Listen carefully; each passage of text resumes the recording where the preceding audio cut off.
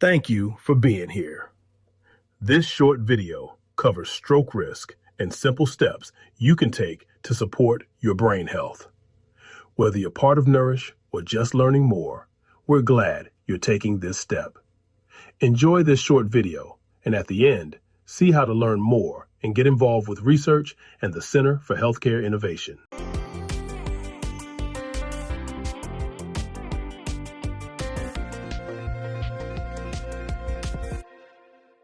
Let's talk a little bit about community, an area that, I've spent a lot of time in, and I continue to spend time in with the community here in Chicago.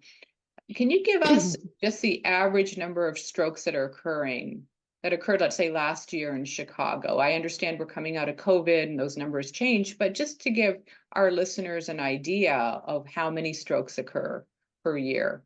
Yeah, I don't have the number for the whole city off the top of my head.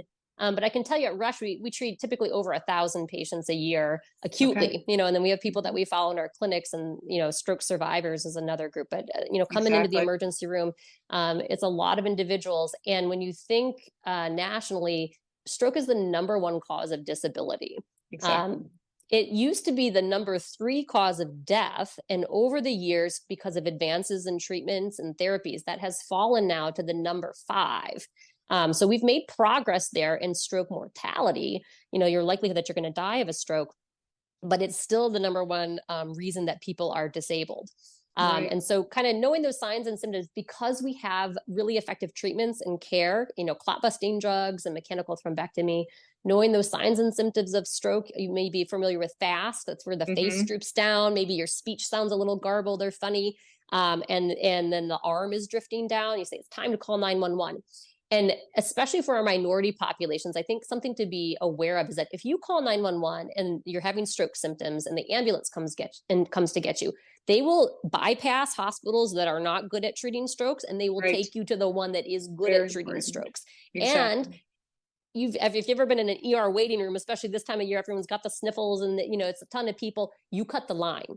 So you're not Exactly. going up there fighting your way to the check-in desk and saying, oh, he's not Mhm. moving his hand. Exactly right. No, they take you right in the back, and you cut the line of all the other people. So it's really important for people to know the importance of recognizing the signs and symptoms of stroke, calling 911, and doing that rapidly. Right. Because the sooner you get in, the more likely you are to be treated. Thank you for being part of this conversation. Through the NOURISH Study at Rush University Medical Center and our partnership with the Center for Healthcare Innovation, we're exploring how nutrition and food access impact brain health and stroke outcomes. Learn more about the Connecting the Dots series at chisite.org.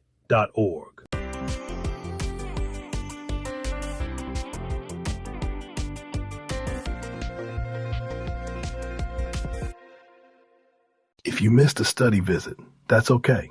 We're here to help.